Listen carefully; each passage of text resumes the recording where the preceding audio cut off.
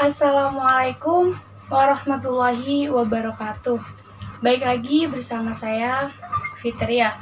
Semoga kalian sehat selalu dan dalam lindungan Allah Subhanahu wa Ta'ala.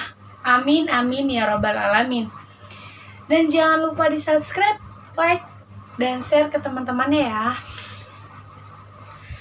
Bismillahirrahmanirrahim. Di sini saya akan menjelaskan tentang pengertian IPK.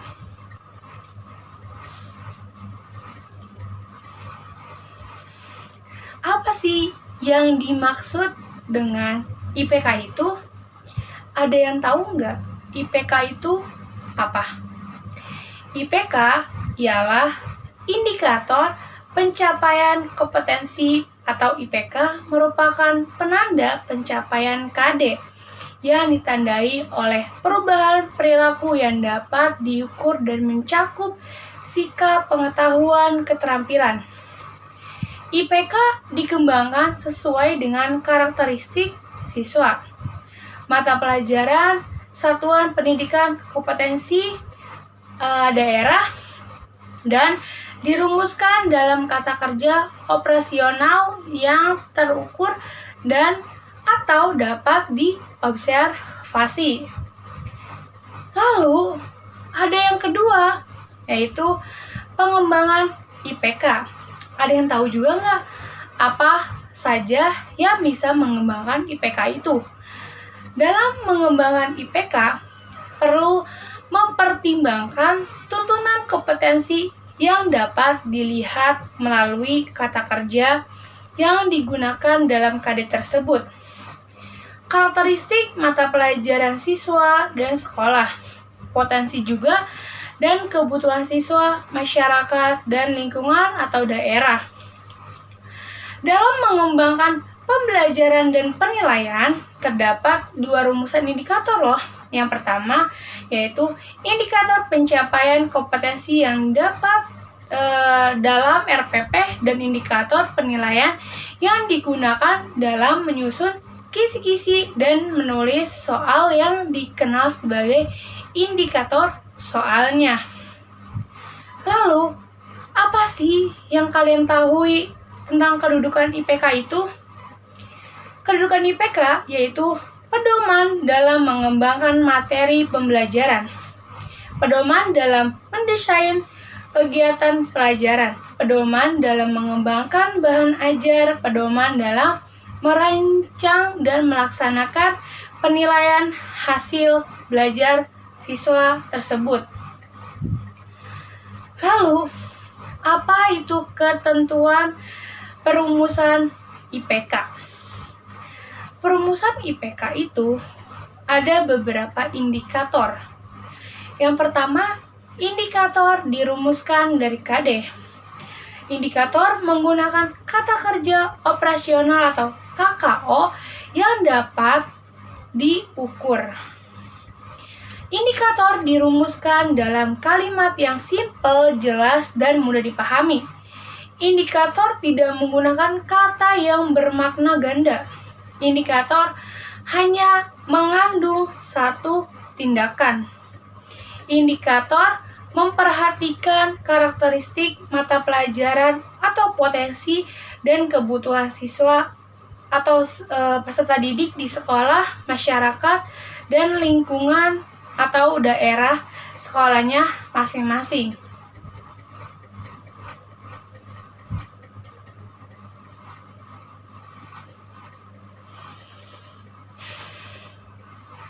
Lalu di sini ada penjelasan tentang HOTS atau low HOTS. Kalau C1 yaitu mengingat. Mengingat dalam arti mengingat mata pelajaran atau yang sudah diajarkan. C2 memahami pelajaran yang sudah diajarkan juga. 3 menerapkan, mengaplikasikan. Yang C4 menganalisis. Yang C5 menilai, evaluasi. Yang ke-6 mengkreasi atau menciptakan unsur-unsur dalam pembelajaran tersebut. Matriks atau dimensi pengetahuan dan proses berpikir. Sama seperti penjelasan tentang hots dari materi yang di atas itu masuk ke materi hots atau low hots.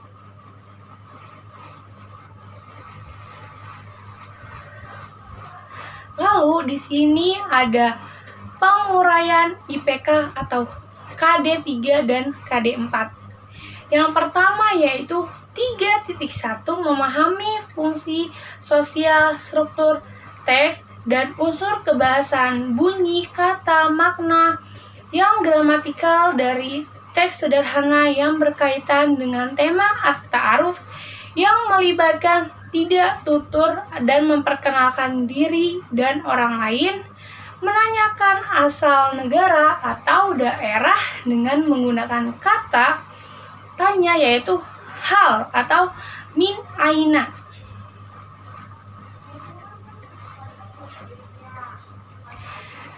(3.2) menjelaskan atau menganalisis gagasan dari teks sederhana berkaitan dengan tema at-ta'aruf dengan memperhatikan bentuk makna yang fungsi dari susunan gramatikal mubtada khobar ditambah khobarnya.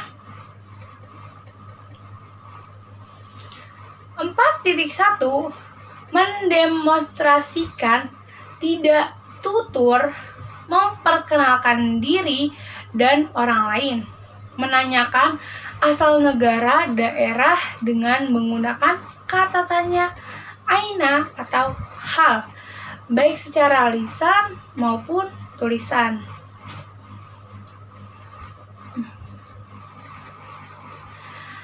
4.2 menyajikan hasil analisis gagasan teks sederhana yang berkaitan dengan tema at-ta'aruf dengan bentuk memperhatikan bentuk makna dan fungsi dari susunan gramatikal mubtada dhamir atau al-khobar.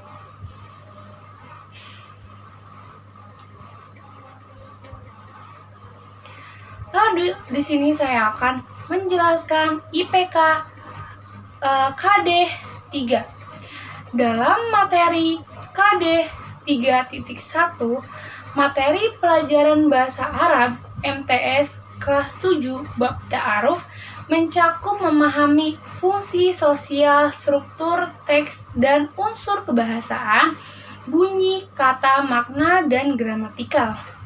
Dari teks sederhana yang berkaitan dengan tema at-ta'aruf yang melibatkan tidak tutur, memperkenalkan diri dan orang lain, menanyakan asal negara atau daerah dengan menggunakan kata tanya min aina atau hal.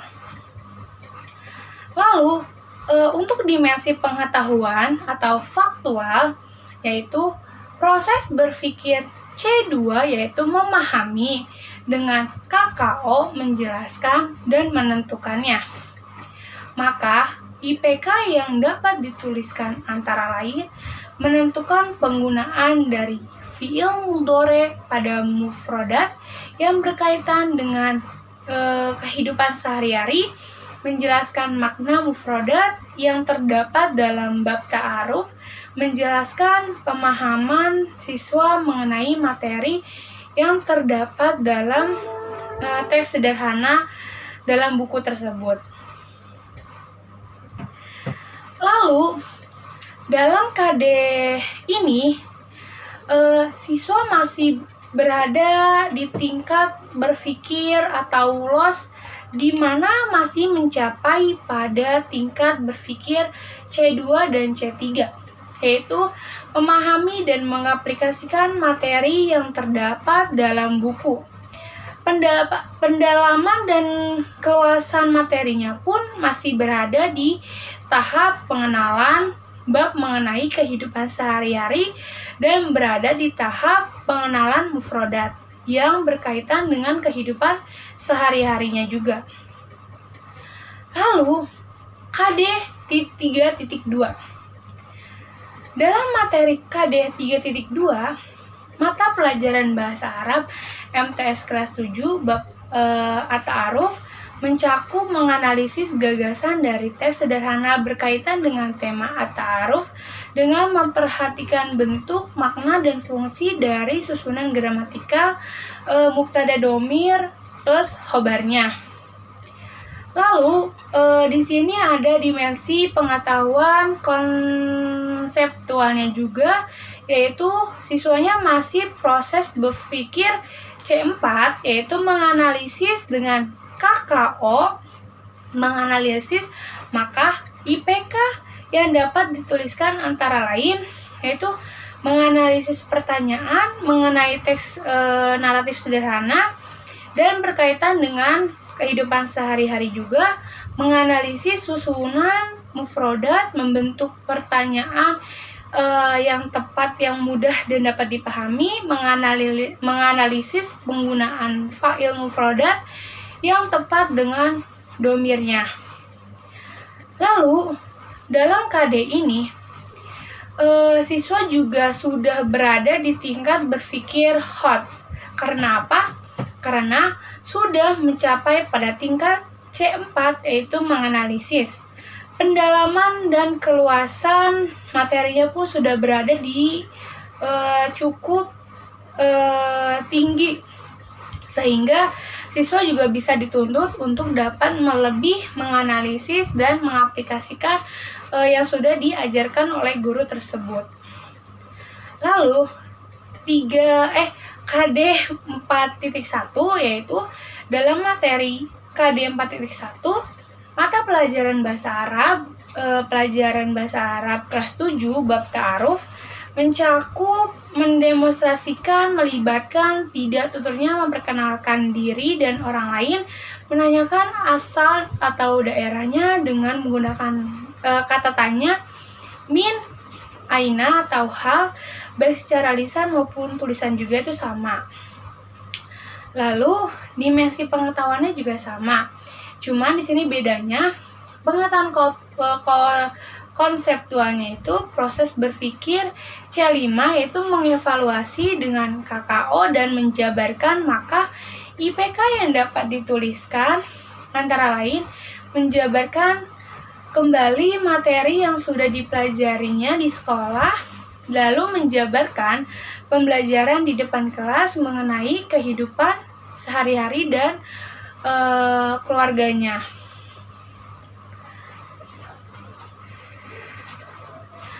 Lalu dalam KD keterampilan ini juga siswa dituntut untuk mengevaluasi siapa saja atau apa aja yang telah dipelajari, dan untuk meyakinkan evaluasi tersebut, siswa diharapkan mampu untuk mendemonstrasikan di depan kelas mengenai kehidupan sehari-harinya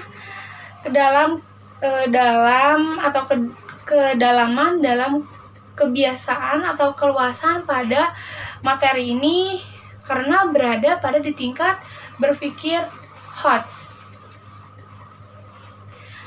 Lalu yang terakhir yaitu KD 4.2. Dalam materi KD 4.2 mata pelajaran bahasa Arab MTS kelas 7 bab at-ta'aruf mencakup menyajikan hasil analisis gagasan teks sederhana yang berkaitan dengan tema at-ta'aruf dengan bentuk, memperhatikan bentuk, makna dan fungsi dari susunan gramatikal yaitu mubtada domir sama khobarnya.